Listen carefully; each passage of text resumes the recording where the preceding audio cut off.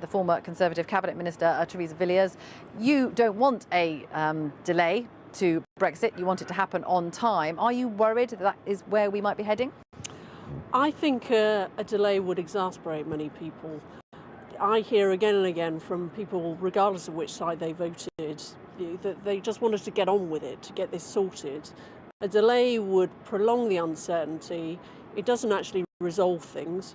What we need is for the government and the EU to engage on the alternative arrangements to the Northern Ireland backstop set out in the Malthouse Compromise. They're workable. The government has said that they're workable. Now they need to be changed into legal text to amend the treaty to resolve the problems that Parliament has with it. Although it sounds as if the alternative arrangements are being pushed to the future relationship, do you think that the government has asked for the withdrawal agreement to be reopened? Have you heard that that's what they're asking for? Well, the Prime Minister, in the wake of the biggest defeat that any government ever suffered, said that she was looking to reopen the treaty, so I take her at her word.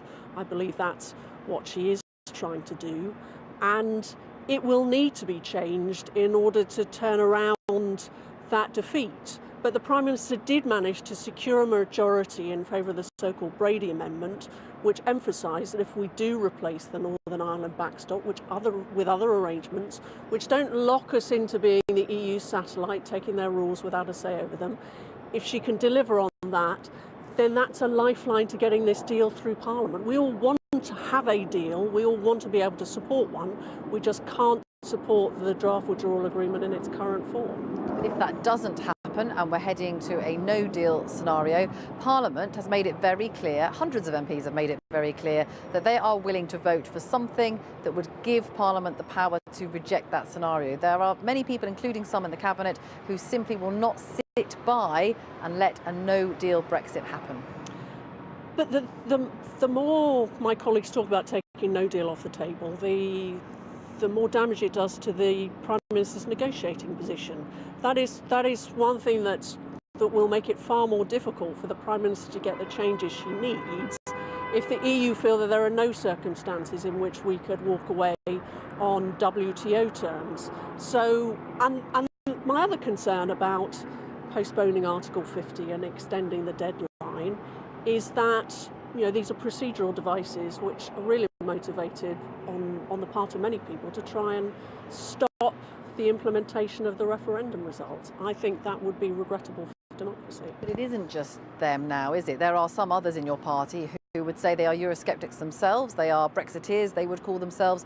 They are also saying now that something needs to be done, that people like yourself need to think very carefully, because you are risking Brexit being delayed by not backing the Prime Minister's deal.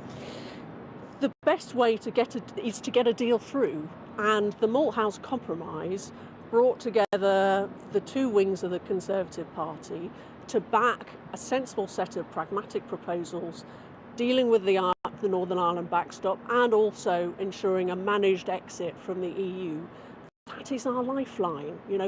That is the way to bring both Conservatives together, but also MPs across the House to build a majority, to have a deal, to respect the result of the referendum and leave on the 29th of March, as the Prime Minister has repeatedly promised. Okay, Theresa Villiers, thank you very much.